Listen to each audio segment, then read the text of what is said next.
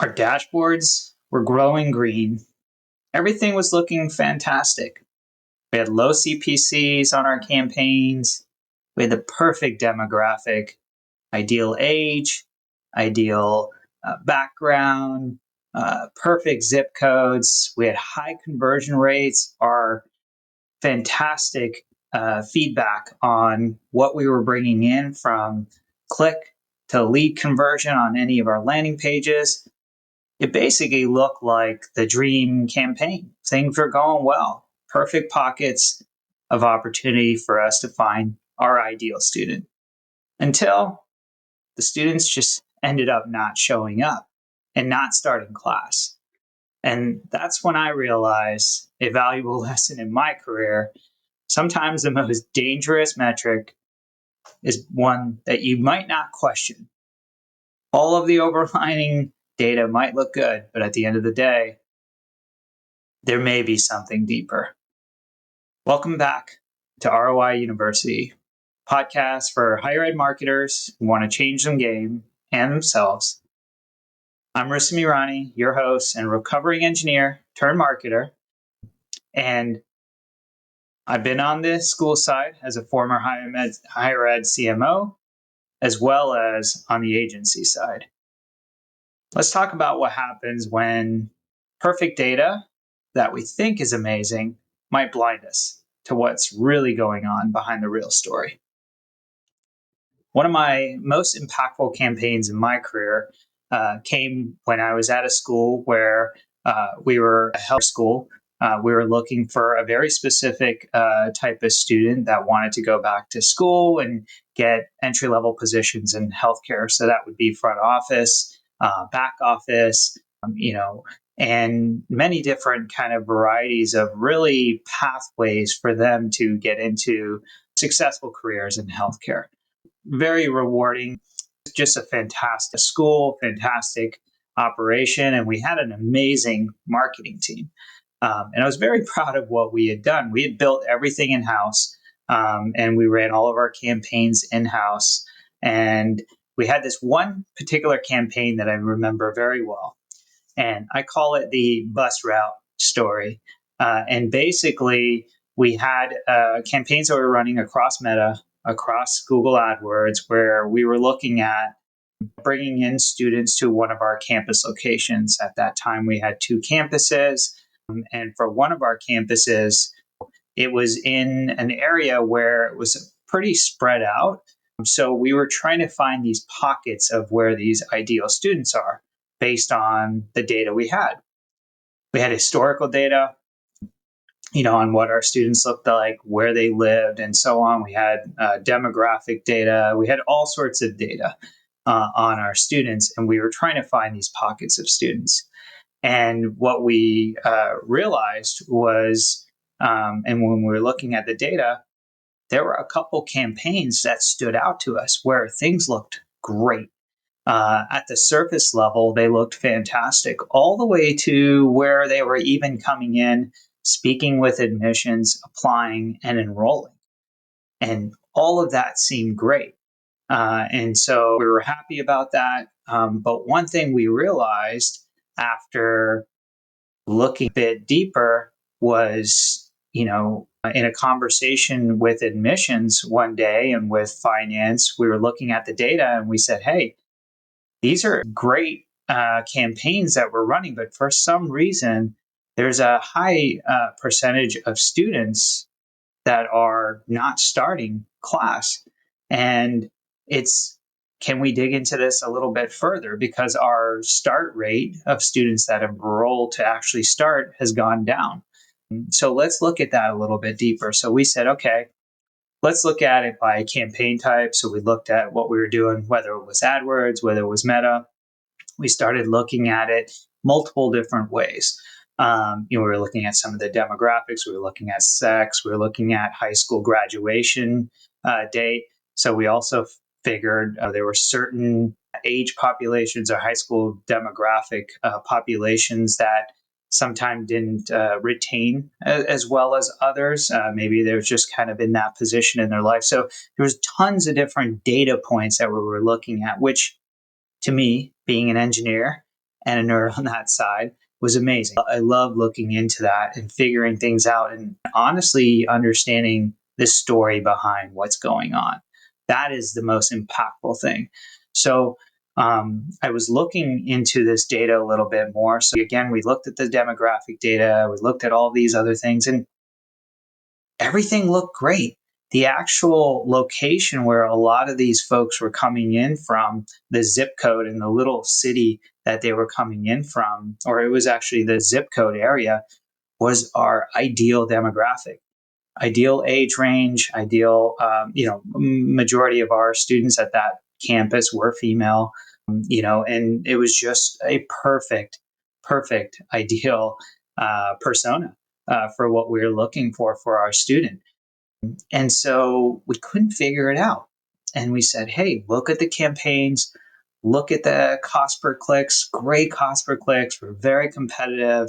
We're showing up when they're looking for us. They're coming to our landing pages. We didn't see anything wrong with our landing pages. It was the same that we were running across the board. They were converting at a great level on our landing pages. And so all of these metrics really looked great, even to the point where we found 2 or 3 pockets of areas where we're like, these actually stand out because the CPCs, our cost per clicks on these areas and zip codes were 20% lower than other areas. So we thought this was great, right? And all of our dashboards, all of our data was showing that things were great. But then we said, okay, let's take it a step further. So, and I've talked about this in one of my previous podcast episodes, was the FAM framework. And that's basically alignment between finance, admissions, and marketing. The key to a successful operation is having all 3 of those aligned and communicating. And that FAM framework is the reason why we were able to uncover and get a reality check on what may be happening here and why this might be happening to campaigns that at the surface level looked amazing. So we said, all right, let's dig a little deeper. On the marketing side, things are looking great. But what is happening a little bit further down? What are the reasons why these students aren't actually showing up for class? And then we really started to look a little bit further at data internally in admissions and some of what we were seeing there. So what we realized was there was a good percentage of students that were enrolled but missing their orientation. That was a first indicator. So we said, okay, are there any kind of things that are similar about these folks that are missing their orientation? The first week attendance was lower for some of these folks. And again, what we did was we narrowed down to a couple zip codes where we did find this, at least at the marketing level, where things looked really good. But we wanted to dig and understand why down into the CRM and the admission side, it wasn't looking as good. Then we had more conversations. And so that was some of the initial data we looked at. Then we had conversations with the admissions team. And they started saying, well, there's definitely some feedback that we're getting that's pretty consistent. And we said, okay, well, let's understand that. So we looked at a lot of their dispositions of what was going on. And a number of them said, well, after they had talked to their students and after the folks that had come in, they realized that there was a lot of frustration around transportation. So we said, okay, that's interesting. And basically, what we had realized was in order to get from those 2 or 3 zip codes, which actually weren't that far away, because when you look at it, like a lot of times we would do things based on a radius around the campus. Probably something that all of you are used to doing, looking at a campaign, looking at the campus, going at a radius around the campus, and then saying, okay, this is kind of our ideal. And you might take out some areas that might not be your ideal kind of demographic and zip codes and so on. But that's typically what we would do. And what we realized was even though this was within a 10-mile radius, these 2 or 3 zip codes, the challenge that we found with these 2 or 3 zip codes was that it would take 2 to 3 hours sometimes to get to campus. And it was 3 bus rides that they would have to take to get to campus. And a lot of these students, because, they didn't have transportation, they didn't have cars, or they were sharing it with their spouse, they had to take the bus. And so, again, we dug a little deeper. Okay, this is interesting. So I said, what's going on here? So then we realized that the buses left, the first buses in their area left at 6 a.m. And that would be really early before they could get their kids ready and get them to school. That posed a challenge, not to mention they wouldn't get to class until maybe 8 o'clock in the morning. So, like, all of these things we started to uncover in these conversations and these discussions with admissions. And it's just pretty amazing and pretty impactful to kind of uncover this stuff, because at the surface, again, everything looked great. And so we're completely, amazed that we didn't think about this. Everything in our side pointed at the metrics being great, the campaigns being great, the ideal student, the ideal persona. But what we did not factor in is some of the stuff that data can't tell you, right? Whether it's things happening in students' life, whether it's transportation, whether it's finances, there's just so many different things that your marketing data is not going to tell you. But fortunately, we were able to dig deeper. We were able to pause, and we were able to work with our FAM, right? Finance, admissions, and marketing, and really kind of map out the entire customer journey or the student journey from start to finish. We said, okay, where are the hidden barriers? We created a checklist. Where are the biggest barriers of entry, or where are they falling off? So we started to map all that out. And then we basically came up with some ideas and some solutions. We said, well, what if we used a van? What if we rented a van or bought a van and picked people up? Then we went through that scenario. We went through a number of different scenarios to come up with solutions, right? And that was huge. That was very impactful. And so eventually we got to a point where we did come up with a couple solutions for those students. We actually adjusted the schedule on a couple classes that we had. We created a little bit of a hybrid component to a couple of classes. There was just a number of things that we tried to do to kind of help and work with some of these students. But at the end of the day, some of them, it just wasn't, a viable option, which was okay. But from a marketing perspective, we realized that, and we started to message that right from the beginning. And we also started to change the way we were doing some of our marketing efforts, especially in those zip codes. So the reality is sometimes the perfect demographic, the perfect zip code, the perfect campaign really doesn't mean much if there's real world barriers.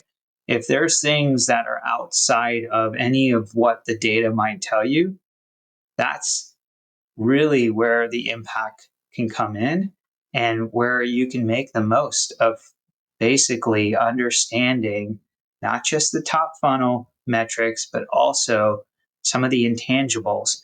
And that comes from having those conversations with admissions, that comes from having those conversations with the prospective students, that comes from, a lot of times we do secret shopping also, where we look and see where's the fall off, what's happening, to the experience. And there's just so much insight that can be gathered on a call or face to face with admissions.